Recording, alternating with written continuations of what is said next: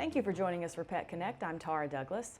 Our special guest today is the president of Feral Dogs of Avondale Mill, Terry Brooks. So Terry, thank you so much for coming on the show this morning. Oh, you're welcome. I'm so happy to. We have covered so many things on the show about ways the community can help with the animal rescue and the homeless dog and cat problem we have in our area. But I was talking to Terry a few weeks ago. We have not covered the Last Litter program that's sponsored by Feral Dogs of Avondale Mill. So Terry, let's get on into it. Let's talk about the Last Litter program. All right. The Last Litter program is a program we set up probably about 4 or 5 years ago. And, you know, it's been fairly successful. This is where someone who has an oops litter or a mama dog has showed up at their house and had puppies and so forth. We have a lot of those. And they say, hey, we would like to surrender them to the shelter. And obviously the shelter stays pretty full all the time. And we say, hey, have you heard about our Last Litter? So if you contact us immediately, then we'll get intake on them, give them shots, give them dewormer, you know, flea meds and all of that. You just have to hold them until we can move them to rescue. And then also, if you're keeping mom, it's your mom, or it's the stray that's shown up, then, you know, we'll let you get a $30 now, it used to be $25 voucher to help get mom fixed. And so that way, that's her last litter she's ever gonna have. That's why we call it the Last Litter program. So you just have to do your part and hold the puppies, you know, anywhere between probably 3 to 5 weeks until we can move them and make sure they get their, you know, full vaccinations. So it's really helped. And most of the people are really happy to be a part of it because they're like, I don't really want to give all these puppies away. I don't know who they're going to, you know, it's really been a great program for us. So it's a good, safe way to find homes for these puppies and also stop the problem so the mama dog doesn't have another litter. Yes, No. absolutely, absolutely. Like I said, people have been very happy with it. They go to our partner rescues where most of them are out of state. So what they do there is they basically check references, you know, check and see what vet they use. Some will do home visits. And they really find the best homes. And one of the great things about our partner rescues too is they will take them back if it doesn't work out. Whether it's 2 weeks, 2 years, sometimes 10 years, they will take any dog that's went through their rescue back. So let's break down the process, because a lot of people obviously have not had these puppies before and don't understand what all it takes to get a puppy ready for adoption and ready to go to a rescue. So when we get contacted by someone with through that Last Litter program with a pregnant dog or a dog that's just had puppies, how many weeks is it? What happens? How often do they have to have shots? Those sorts of things. Right. So usually if you had a mama dog show up or your dog, then it's best to go ahead, you know, at about 3 weeks, contact the shelter and start getting in line to get on the schedule to, you know, get shots. Obviously, parvo is pretty prevalent, you know, in the area. Also distemper, there's other things, worms are, you know, even in 3-week-old puppies are pretty bad. So you'll just get on the schedule. At 5 weeks, they can get their shots. And then every 2 weeks after that, until we can, you know, find a rescue, they would get additional shots. Okay. You know, contact the shelter or our group, the Feral Dogs, if you see something wrong, you know, oh, this puppy's not acting right, you know, maybe it has something else going on with it. Believe me, fostering puppies for 6 years now, you start going, okay, what's the poop look like? You know, is it good? You know, because that's really how you tell. It's a good indicator. If, you know, if the puppy is healthy, because we want to send the healthiest puppies. And the people who go through this program really, you know, want to do what's best for the puppies too. Absolutely.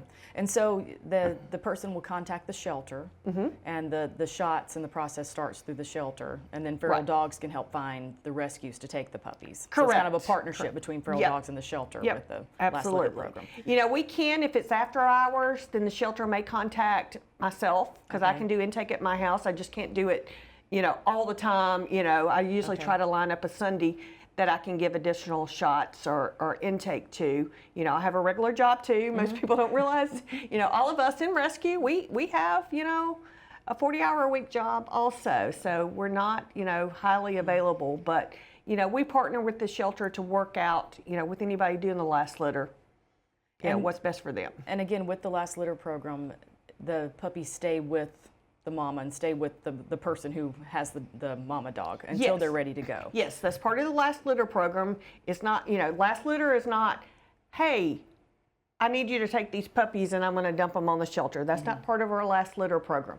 Part of the thing is when the puppies are between probably 5 and 10 weeks old, they need to be that young. It's harder to move the older they get.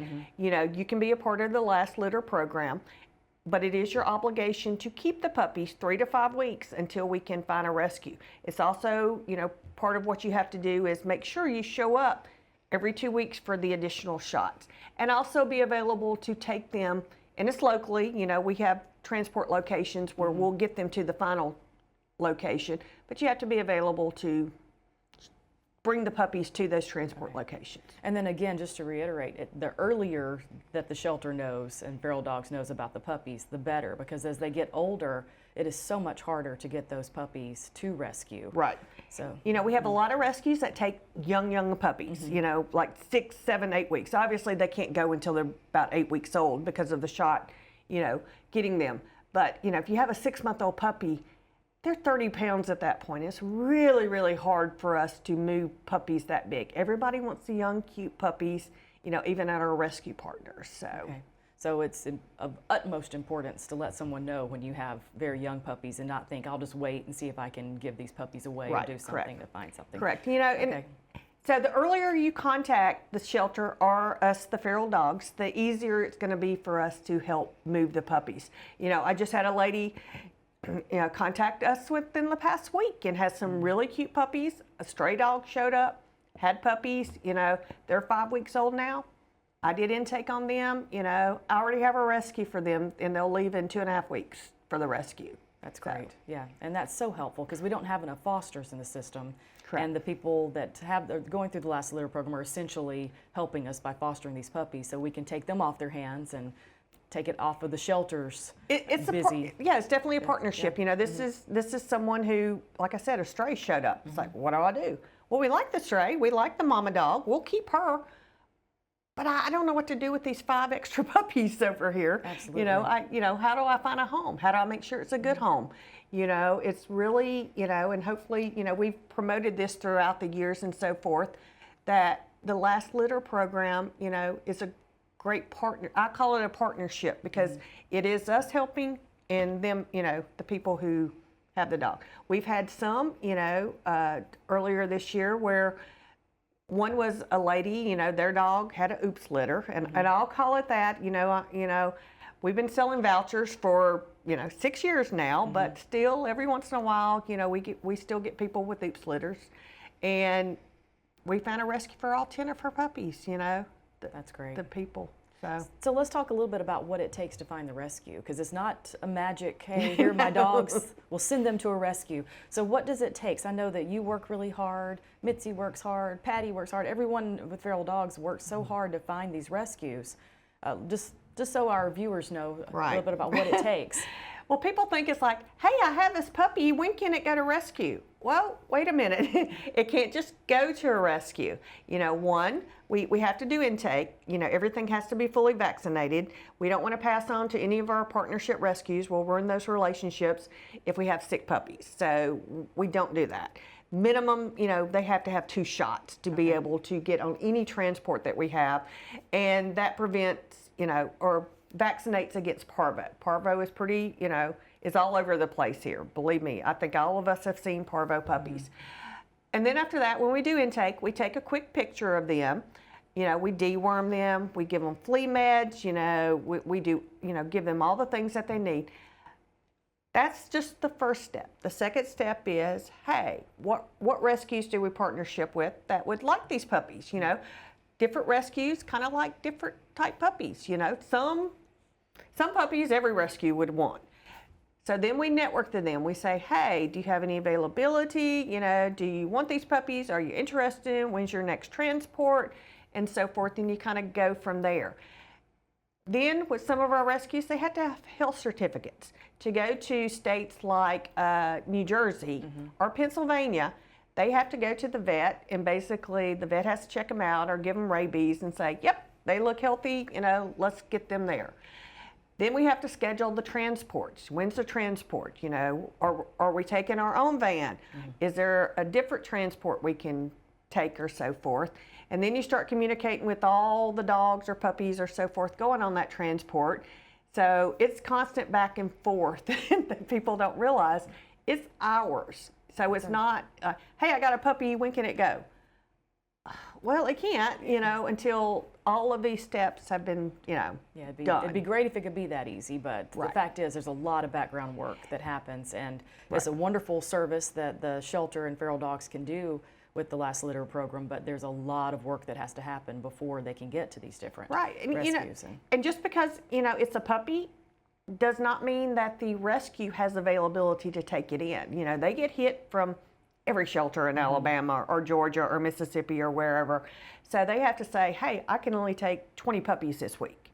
I'm going to pick this, this, and this. And sometimes ours may not get picked, because they don't have availability to take in that many puppies. And they've got to have fosters on their end also. Right, absolutely. And that's probably the biggest issue. Most of our rescues, especially for puppies, are foster-based. And they have to say, hey, put it out there, what fosters we have availability. Just like we're dependent on fosters, they're dependent on fosters. But it is so nice. I know we'll have some pictures possibly up in a second of some of the puppies that went to rescue here. I'm not sure where those puppies were, what state, but those are some Sylacauga puppies. This is in Florida. This is in Florida, and this was one of the ones where the lady had an oops litter, and they had 10 puppies, and they went to one of our wonderful rescue partners in Florida, and you can see they're just happy. The people there are just so wonderful. This is West Palm Beach. And so they're going to have a fabulous life. I'm assuming that's also Florida. Yep. Yeah. All of these are Florida. So they just hold adoption events once they have the dogs in foster and then find homes for them? Correct. But they have to fill out an application first. So they've already been, this is a new one. This is the one I did last week that we're going to be sending to Florida in a few weeks. They're so That looks like it's going to be a big dog. It is. The mom didn't seem that huge, but they were 5 gorgeous blonde puppies. You can see the feet. Of course, they're going to be big. But, we submitted those to rescue, and they're like, yeah, we'll take those. That's like, great. okay, great. And it's so wonderful that we do have those partnerships with rescues in other states where they do need puppies and people want to adopt puppies, and we can get those dogs to a safe place and a loving home. And you can see the people are like so happy. There's our adoption And then we have our event. adoption event coming up March 18th. That's this Saturday from 9 to 2 at PetSense, and we'll have kittens there, and we'll have the fosters there. So if you'd like to come and meet the kittens, if you'd like to come and talk to the fosters, if you're thinking about fostering and just don't know much about it, would like to pick their brains and find out what it takes to foster, you're welcome to go there. And they even said that if you just want to come pet cats, if you're not in the market to bring a kitty into your home and into your family, then go and meet some kitties and help socialize them. And it'll just be a great event there on March 18th at PetSense. And then we also we're talking about Last Litter, we also have our spay and neuter voucher sale coming up. Yes. So the big one coming up April 1st. We've looked at funds, we try to do it every, at least every 4 months. We haven't done one since December, so I guess we can say we're a month behind, but, we have to raise the additional funds. Prices have went up, and for the past, 4 years, we have not passed that along to, the people buying the discounted vouchers, but this year we had to go up, the amount that they went up on us. So it is $30 now, but $30 to get your pet spayed or neutered is an awesome price. That's amazing. I mean, you still have to cover the rabies. That's what people have to understand. There still are a few additional costs that are onto you, but just to get them fixed is $30. That's amazing. And just to clarify, that is $30 because the Feral Dogs of Avondale Mill raises the money to cover the difference. Right. So that's a lot of difference there that the Feral Dogs is providing. And Just, our most expensive is the female dog, and our price is $65. So we have to cover the extra $35 for it to be able to sell them at a discounted price. And that's starting at 9 a.m. on April 1st at PetSense. Yes, at PetSense. And we're there until we sell out. Until we sell out. Well, get in until line. 12 or we sell out. Okay. Usually we sell out way before then. Okay. We'll have over 200 vouchers available. We'll look at our funds right before and maximize as many as we can sell. Okay, that's wonderful. So. And now we're going to end today with our pet of the week. So this is Andre. And I know Terry and I both love Andre, and all the volunteers love him.